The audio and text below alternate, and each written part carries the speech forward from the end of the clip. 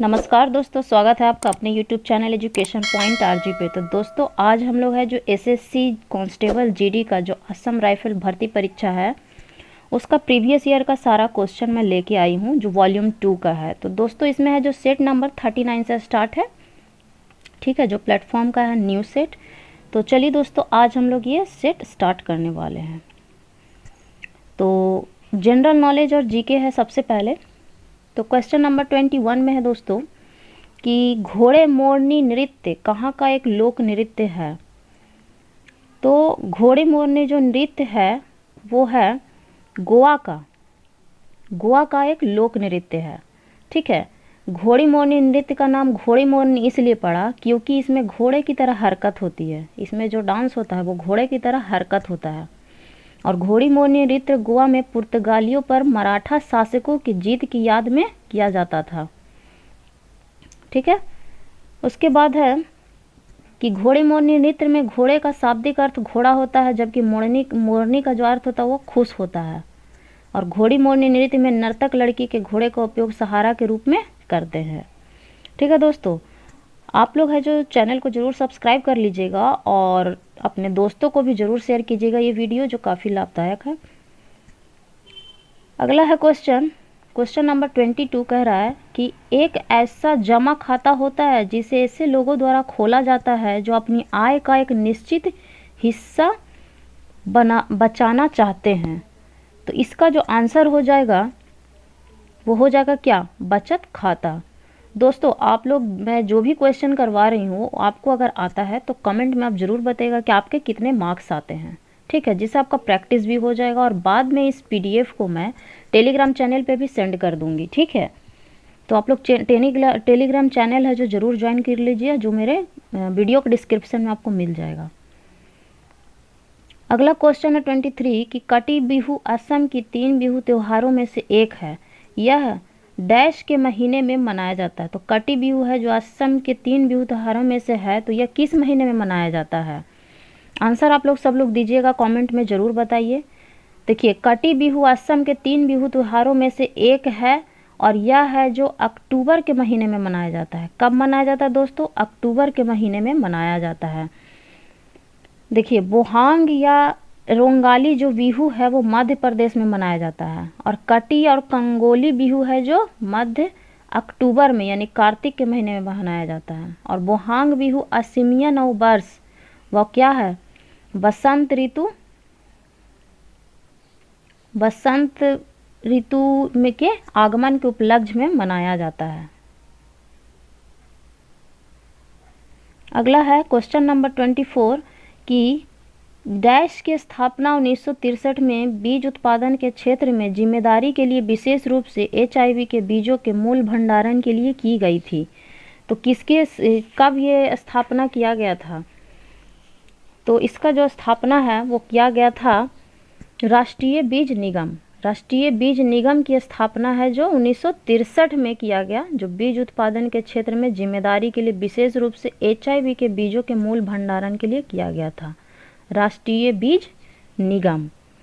और राष्ट्रीय बीज निगम प्रति वर्ष है जो 1.5 लाख टन बीज का उत्पादन करता है, ठीक है। आगे बढ़ते हैं दोस्तों। क्वेश्चन नंबर है 25। तो 25 में है कि श्रीलंका भारत से किसके द्वारा अलग होता है? तो श्रीलंका जो है भारत से किसके द्वारा अलग होता है दोस्तों?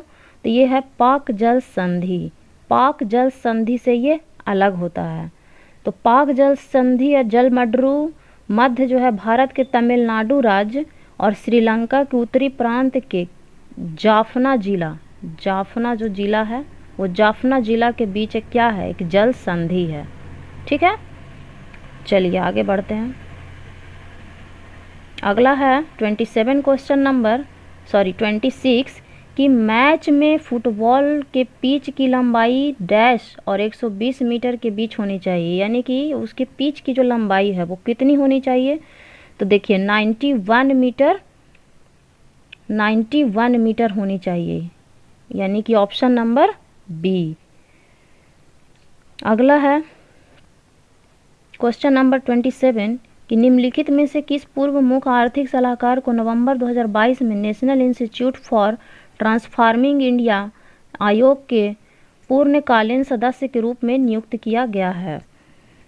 तो इसमें क्या हो जाएगा, इसका जो आंसर हो जाएगा अरविंद विरमानी हो जाएगा। अरविंद विरमानी ने क्या हुआ था, तो वित्त मंत्रालय के 13वें मुख्य आर्थिक सलाहकार थे। 13वें मुख्य आर्थिक सलाहकार के रूप में 2007 से 2009 तक काम किए वो। कब से, तो 2007 से 2009 तक काम किया था। तो क्वेश्चन नंबर 28 की ओर चलते हैं। 28 में है कि मोहम्मद अली जिन्ना, मदन मोहन मालवीय और मजहर उल हक ने शाही विधान परिषद से त्यागपत्र क्यों दिया? तो देखिए, रोलैक्ट एक्ट के खिलाफ विरोध करने के लिए है जो मदन मोहन मालवीय और मजहर उल हक, और देखिए मोहम्मद अली जिन्ना, ये सब क्या किए, विधान परिषद से त्यागपत्र दे दिए। भारत में क्रांतिकारियों के प्रभाव को समाप्त करने के लिए ब्रिटिश सरकार ने 1917 ईस्वी में सर सिडनी रॉलेक्ट की अध्यक्षता में एक कमेटी नियुक्त की गई थी। ठीक है, और रॉलेक्ट एक्ट के खिलाफ गांधी जी ने सत्याग्रह क्या किया था, प्रारंभ किया था, मतलब प्रारंभ करने का निर्णय लिया था और एक सत्याग्रह सभा गठित भी किया गया था। अगला है दोस्तों 29 क्वेश्चन कि लेड नाइट्रेट को गर्म करने पर कौन सी दो गैसें मिलती है? तो लेड नाइट्रेट को गर्म करने पर नाइट्रोजन डाइऑक्साइड और ऑक्सीजन दोनों बनता है। ठीक है, लेड नाइट्रेट का उपयोग कहाँ किया जाता है? तो इसका उपयोग जो है माचिस विस्फोटक बनाने, उसके बाद डाई में फोटोग्राफी उद्योग और उत्कीर्ण प्रक्रिया में किया जाता है। लेड नाइट्रेट पोटेशियम आयोडाइड के साथ क्रिया करके लेड आयोडाइड और पोटेशियम नाइट्रेट बनाता है। अगला क्वेश्चन नंबर 30 कि निम्नलिखित में से कौन बज्जी महाजनपद की राजधानी थी? तो बज्जी महाजनपद की राजधानी कौन सी थी?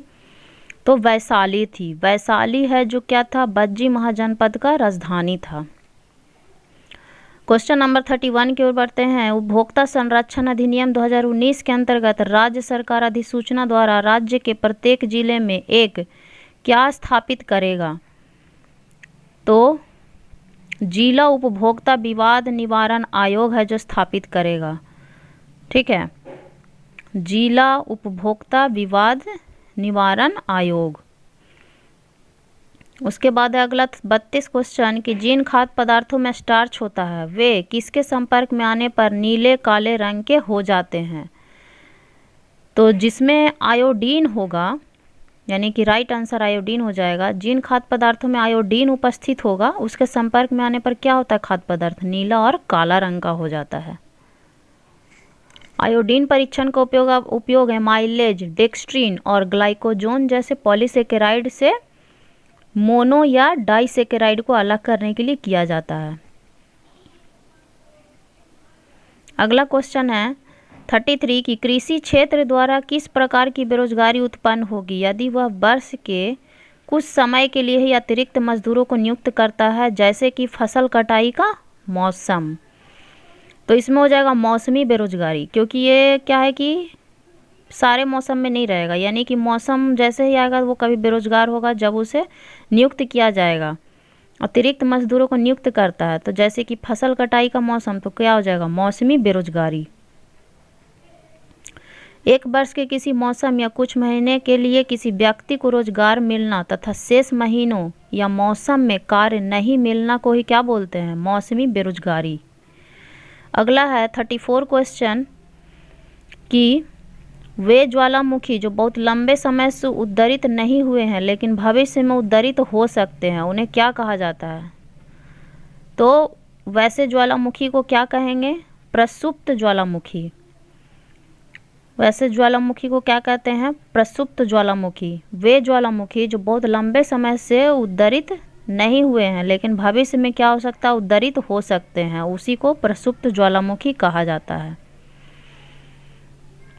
अगला क्वेश्चन है कि माउंटेन टेरेन बाइकिंग और साइकिल मोटो क्रॉस के लिए भारत का पहला एशियाई सेंटर ऑफ एक्सीलेंस कहाँ स्थापित किया जाना है? तो ये स्थापित किया जाना है शिमला में। माउंटेन टेरेन बाइकिंग और साइकिल मोटोक्रॉस कहाँ किया जाएगा? तो शिमला में स्थापित किया जाएगा। शिमला में साइकिल मोटोक्रॉस भारतीय साइकिलिस्ट को विश्व स्तरीय प्रशिक्षण सुविधाएं प्रदान करने के लिए इसकी स्थापना की जा रही है।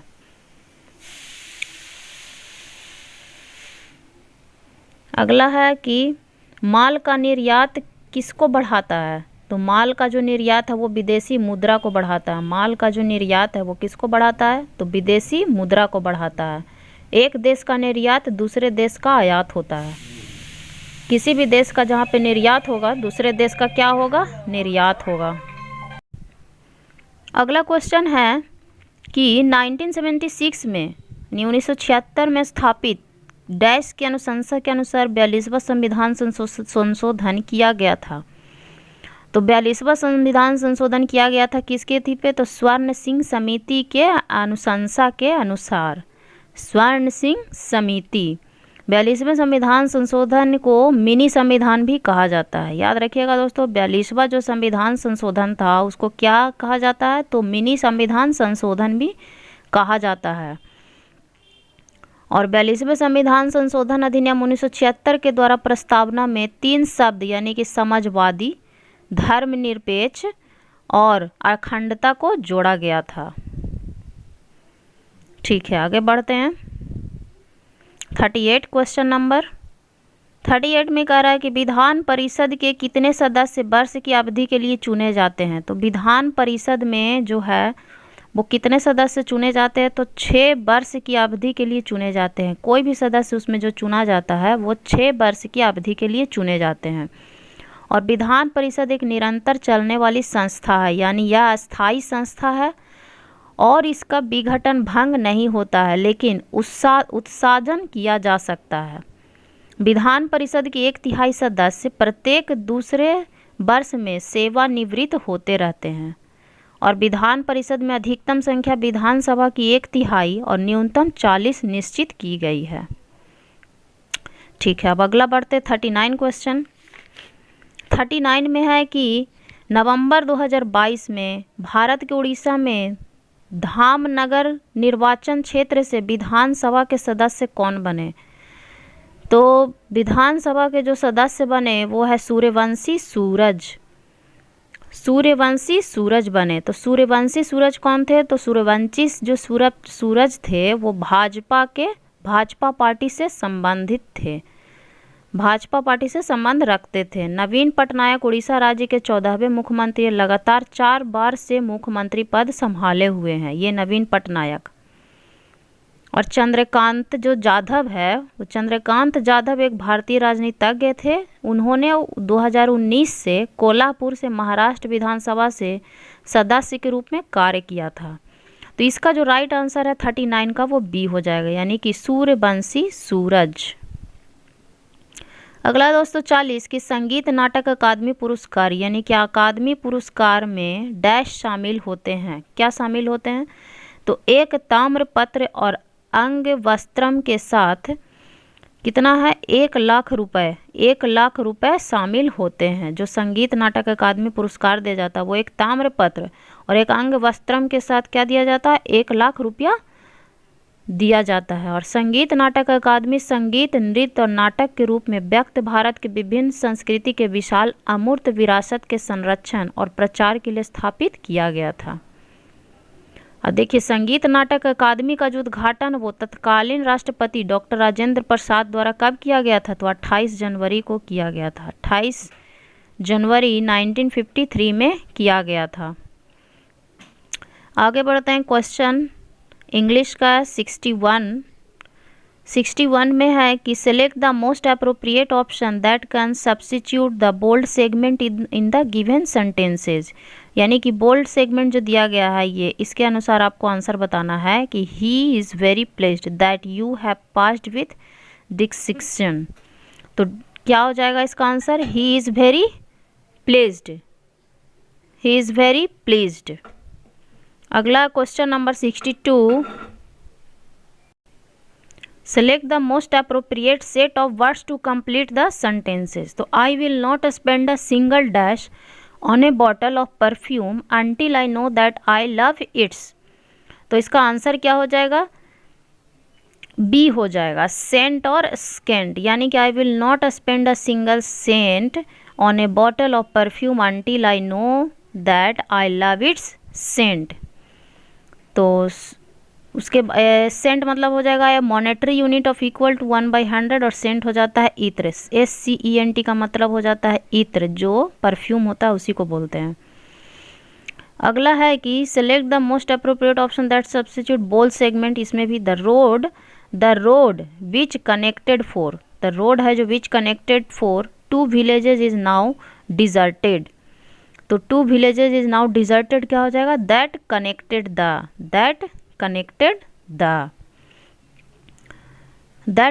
क्या हो जाएगा, स्थान पर विच कनेक्टेड का लिखना, देखिए विच कनेक्टेड फोर जो लिखा है, विच कनेक्टेड फोर के स्थान पर क्या हो जाएगा, विच कनेक्टेड द लिखना सही होगा, क्योंकि कनेक्ट और कनेक्ट जो है वो ट्रांजिटिव वर्ब है और जिसके साथ प्रीपोजिशन का प्रयोग ना करके ऑब्जेक्ट का प्रयोग करना चाहिए। ठीक है, इसलिए इसका राइट आंसर क्या हो जाएगा, that connect the. Select the sentences that contains the misspelled word from the given option. तो इसका जो आंसर है वो हो जाएगा option number C, the gist of the quite was that all responsible men adopt themselves to the world. ये है जो इनकरेक्ट स्पेलिंग है, इनकरेक्ट स्पेलिंग। अगला है कि select the most appropriate synonym बोल रहा है, तो he was curious to know his result. Curious मतलब क्या हो जाता है, उत्सुक, मतलब कि जिज्ञासा, उत्सुक या जिज्ञासु आप बोल सकते हैं। तो विकल्प में इसका क्या है, सिनोनिम जिज्ञासु है, तो अन्य जो शब्द का अर्थ हो जाएगा क्या हो जाएगा, इसका आंसर क्या हो जाएगा, इनक्विजिटिव। क्यूरियस का क्या हो जाएगा, इनक्विजिटिव, इसका मतलब भी क्या हो जाता है, उत्सुक या जिज्ञासु। सिनोनिम मतलब कि हो जाता है कि उसी का दूसरा अर्थ, तो क्यूरियस और इनक्विजिटिव ये दोनों हो जाएगा उत्सुक या जिज्ञासु। अगला है 66 कि select the most appropriate option to fill in the blanks with the synonym. इसमें भी बोल रहा है synonym, the casual nature of the student destroyed his study and dash his future. यानी कि क्या हो जाएगा इसका आंसर, तो इसका आंसर हो जाएगा सी, यानी कि देखिए डिस्ट्रॉय, डिस्ट्रॉय का मतलब हो जाता है नष्ट करना, तो डिस्ट्रॉय अगर उसका नष्ट हो रहा है, मतलब the casual nature of a student, अगर उसका ये व्यक्तित्व उसका अगर डिस्ट्रॉय हो रहा है स्टडी, तो उसका फ्यूचर में क्या हो जाएगा, तो वो फ्यूचर भी है जो क्या हो जाएगा, वो भी र्यून्ड हो जाएगा, मतलब कि ये भी डिस्ट्रॉय होगा, तो दोनों का मतलब एक ही होता है। अगला है क्वेश्चन 67 का कि एंटोनिम, एंटोनिम मतलब ही हो जाता है कि अपोजिट। ठीक है, तो देखिए एंटोनिम बोल रहा है क्लस्टर का, तो क्लस्टर का मतलब होता है झुंड। क्लस्टर का मतलब क्या होता है दोस्तों, झुंड। ये जो क्लस्टर लिखा है इसका मतलब क्या हो जाएगा, झुंड। तो क्लस्टर का मतलब झुंड होता है, तो इसका जो विकल्प में जो इसका एंटोनिम होगा वो क्या है, वो व्यक्तिगत है, यानी कि इंडिविजुअल है। व्यक्तिगत है मतलब क्या है, इंडिविजुअल है।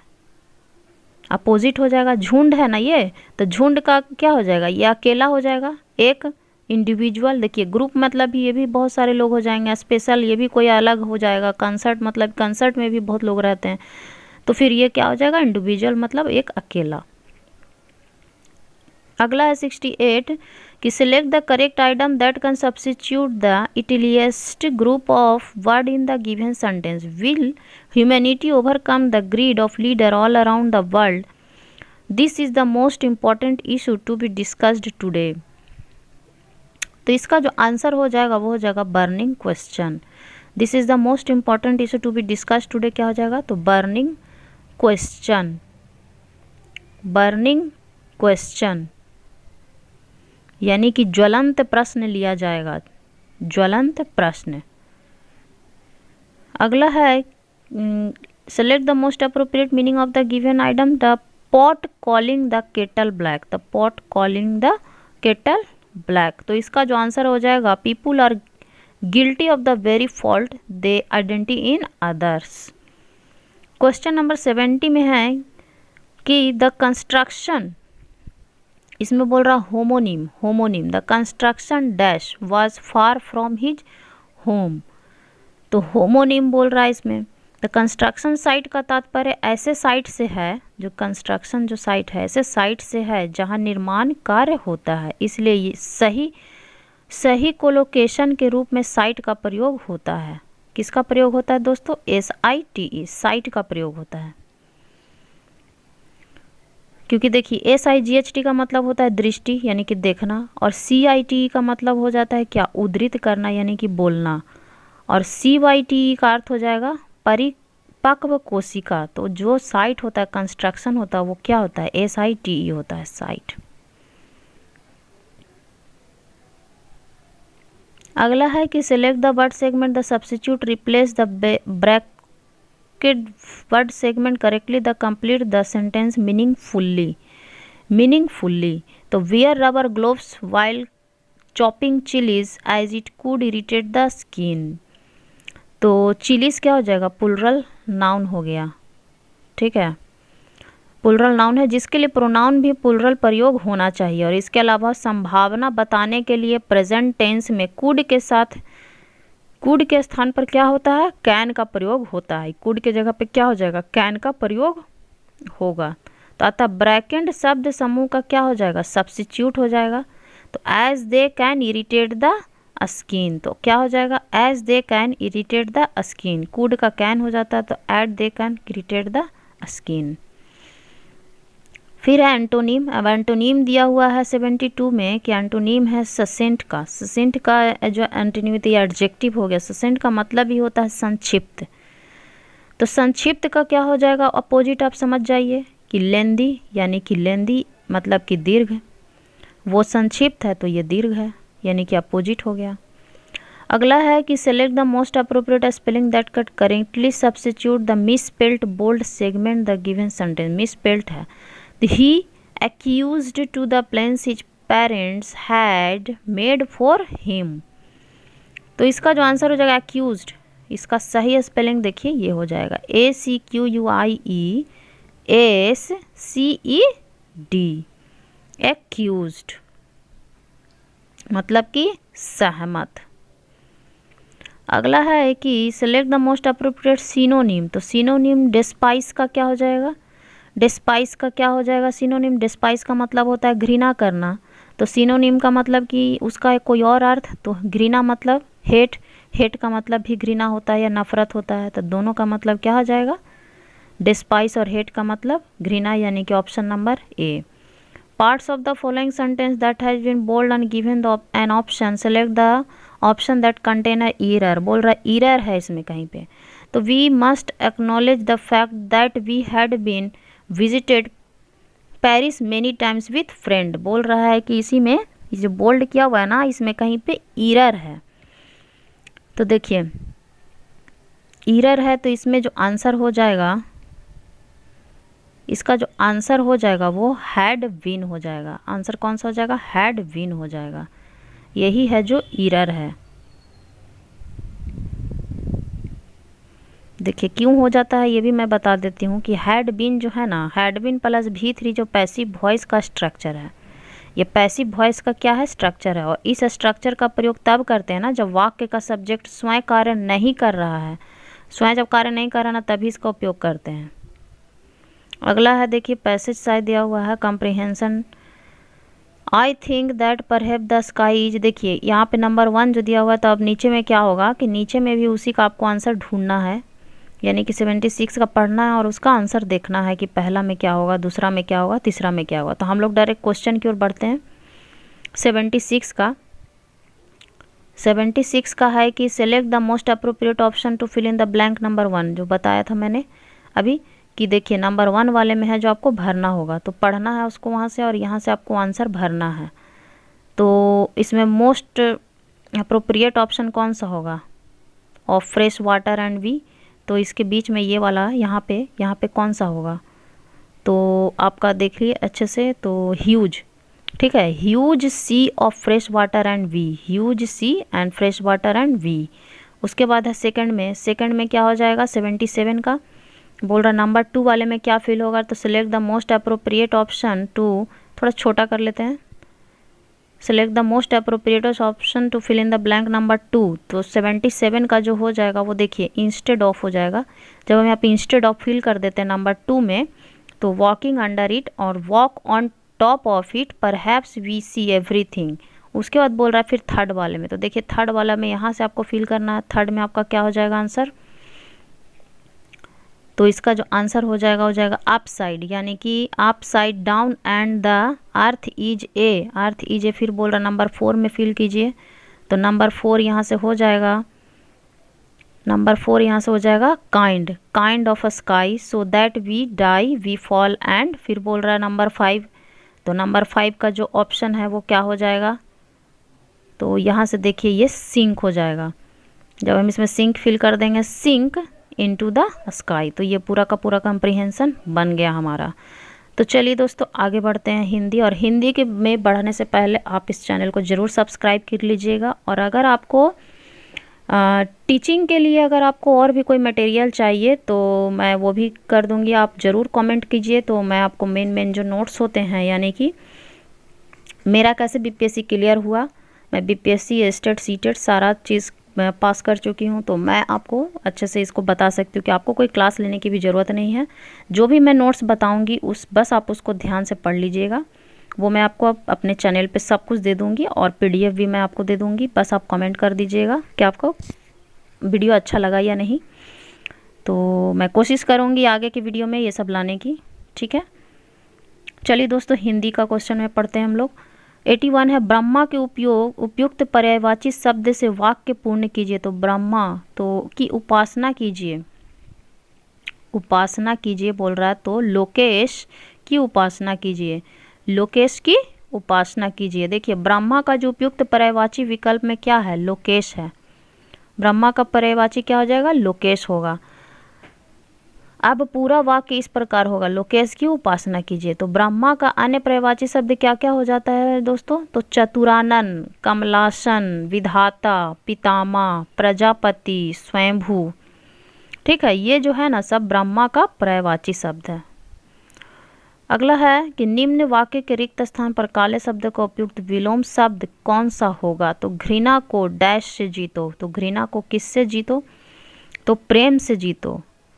घृणा को ईर्ष्या, लोभ और गुस्से से नहीं बल्कि किससे जीता जाता है, प्रेम से जीता जाता है।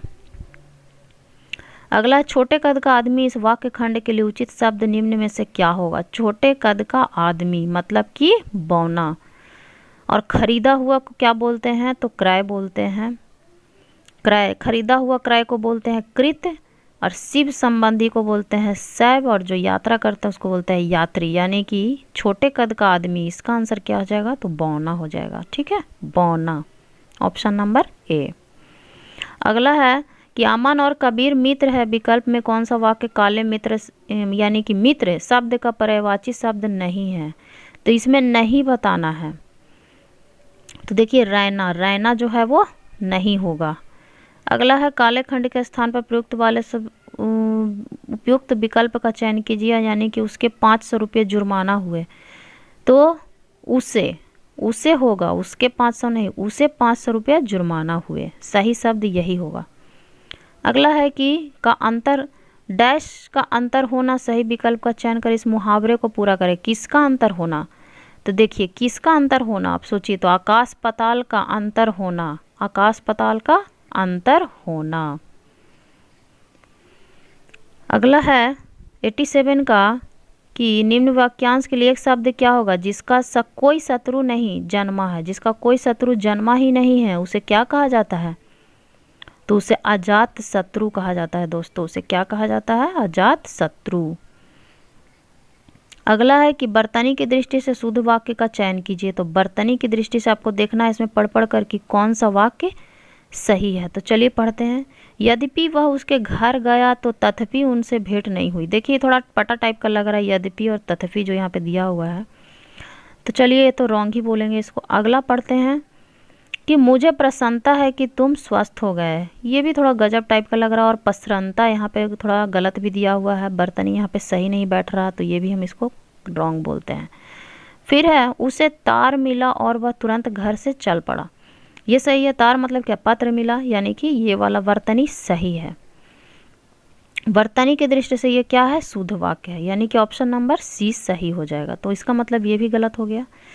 अगला 89 का निम्नलिखित विकल्पों में से किस एक वाक्य में विशेषण का उचित प्रयोग किया जाता है। तो विशेषण का उचित प्रयोग कैसे किया जाता है, तो देखिए वह लड़का अच्छा है, वह अच्छा लड़का है, तो ये है जो विशेषता बता रहा है। गीता खेलती है कोई विशेषता है, राम पढ़ता है वह कानपुर के कोई विशेष, वह अच्छा लड़का है, कैसा लड़का है, तो अच्छा है, तो उसका विशेषता बताया जा रहा है, यानी कि ये ऑप्शन नंबर बी। अगला है क्वेश्चन नंबर 90, कोरा जवाब देना मुहावरे का सही अर्थ क्या होगा। कोरा जवाब देना का सही अर्थ होगा, यानी कि साफ इनकार कर दिए, साफ इनकार कर देना ही हो गया कोरा जवाब देना, डायरेक्ट बोलना। 91 का है, विकल्पों में से दिए गए समानार्थी शब्दों में से सर्वोचित शब्द का प्रयोग करके दिए गए वाक्यों में रिक्त स्थान की पूर्ति कीजिए। यानी कक्षा में प्रवेश करते ही छात्रों ने शिक्षक को क्या कर दिया, तो अभिवादन किया। जैसे जैसे ही शिक्षक छात्र में जाते, शिक्षक है जो जाते हैं क्लास में, तो सब बोलते हैं ना कि गुड मॉर्निंग, नमस्कार, या जो भी होता है अपने तरीके से, तो उसी को बोलते हैं अभिवादन करना। ठीक है। निम्नलिखित वाक्यों में से जिन्हें सबसे पहले गिनना उचित हो, सबसे पहले जो गिनना उचित हो, तो वाक्यांश के लिए सार्थक शब्द क्या होगा। तो सबसे पहले जब गिनते हैं तो उसे क्या कहा जाता है, अग्रगण्य, अग्रगण्य। इसका और भी मैं बता देती हूँ। देखिए, जिसे क्षमा नहीं किया जा सकता उसे अक्षम्य बोला जाता है, जहाँ आसानी से पहुँचा जा सकता उसे सुगम्य बोला जाता है, और कुछ भी नहीं को क्या बोला जाता है, नगण्य बोला जाता है, यानी कि जीरो, यानी कि अग्रगण्य होगा इसका सही आंसर। निम्नलिखित विकल्पों में से किस एक वाक्य में गुणवाचक विशेषण का उचित प्रयोग नहीं किया गया है, नहीं किया गया है, ये ध्यान रखिएगा। तो 93 का जो आंसर हो जाएगा वो नीरज दिल्ली में रहता है, नीरज दिल्ली में रहता है, ये गुणवाचक विशेषण का सही उपयोग नहीं किया गया है। इसमें देखिए गुणवाचक मतलब किसी भी चीज़ का गुण बताना, मतलब कि राकेश का चेहरा कैसा है, तो गोल है, गुण बता रहा है उसका चेहरा गोल है। राम कैसा है, तो सुंदर है। श्याम कैसा है, तो अच्छा है। लेकिन नीरज दिल्ली में रहता है, ये दिल्ली थोड़ी ना उसका गुण बता रहा है, इसीलिए नहीं वाले में यही आंसर सही हो जाएगा। अगला है कि रागिनी ने जब वीणा बजाना शुरू किया तो उसके स्वर से सारा वातावरण डैश हो गया। तो उपरोक्त वाक्य में रिक्त स्थान का पूर्ति के लिए सही शब्द को चुनिए। तो क्या हो गया सही शब्द में, झंकृत हो गया। क्या हो गया, झंकृत हो गया। अगला है निशाचर। तो निशाचर का क्या अभिप्राय होता है, जो रात में विचरण करने वाला, रात में जो विचरण करता है उसी को बोलते हैं निशाचर, यानी कि बी का आंसर सही होगा। अगला है, फिर यहाँ पे दिया गया है एक गद्यांश, और गद्यांश में 1 2 3 4 जो दिया गया वो नीचे से आपको बताना है और ऊपर में आपको फील करना है। तो देखिए, ऋतुराज बसंत के आगमन से ही शीत का भयंकर प्रकोप भाग गया। पतझड़ में पश्चिम पवन ने जीर्ण शीर्ण एक में बोला भरने के लिए, यानी 96 में को गिर कर लता कुंजों पेड़ पौधों को स्वच्छ और निर्मल बना दिया। तो क्या हो जाएगा 96 का जो आंसर है वो हो जाएगा पत्रों, यानी कि पत्रों को गिराकर। ठीक है। फिर 97 में कि विकल्पों में से क्या हो जाएगा, 97 में पतियों का प्रपुष्ट से यौवन की मादकता छा गई। तो बी में क्या हो जाएगा 97 में हो जाएगा नूतन, यानी नूतन पतियों के प्रशिष्ट से यौवन की मादकता छा गई। फिर है कि डैश की सुगंधी दिदिंगता में अपनी मादकता का संचार करने लगी, यानी कि 98 से पता करना है उसका आंसर। तो इसका हो जाएगा पुष्पों, तो इसमें हो जाएगा पुष्पों की सुगंधी से। ठीक है, आगे बढ़ते हैं। फिर है यहाँ देखिए, न शीत की कठोरता न ग्रीष्म का, तो इसमें 4 बोल रहा है, तो 4 में क्या हो जाएगा, यानी 99 का हो जाएगा ताप, यानी कि ताप हो जाएगा, यहाँ पे हो जाएगा ताप। अगला है 5 में, तो कि नस नस में उत्फुल्लता और उमंग की लहर उठ रही है। गेहूं के सुनहले बालों से पवन स्पर्श के कारण रुनझुन का संगीत फूट रहा है। पत्तों के अंधेरों पर सोया हुआ संगीत मुखर हो गया है। तो इसका जो आंसर हो जाएगा वो क्या हो जाएगा, प्राणी। जब वैसे यहाँ पे प्राणी लिख देंगे यानी कि प्राणी के नस नस में, ठीक है, तो प्राणी हो जाएगा। तो चलिए दोस्तों, ये सेशन ख़त्म होता है। इसमें आपको है जो मैं एसएससी जीडी कांस्टेबल का जो एग्ज़ाम हुआ था 27 जनवरी 2023 को, थर्ड शिफ्ट में जो एग्ज़ाम हुआ था पिछले साल, उसी का है जो मैं ये सेट करवाई हूँ आपका हिंदी, इंग्लिश और जीके जीएस का। दोस्तों अगर आपको रीजनिंग का भी चाहिए तो रीजनिंग का भी मैं लाऊंगी बहुत जल्दी वीडियो, ठीक है। वीडियो पसंद आए तो लाइक शेयर ज़रूर कीजिए, कमेंट ज़रूर कीजिए, और मेरा टेलीग्राम चैनल ज़रूर ज्वाइन कीजिए। वहाँ पे आपको इसका पीडीएफ के साथ साथ पूरा का पूरा डिस्कशन भी मिल जाएगा। थैंक यू दोस्तों, जय हिंद।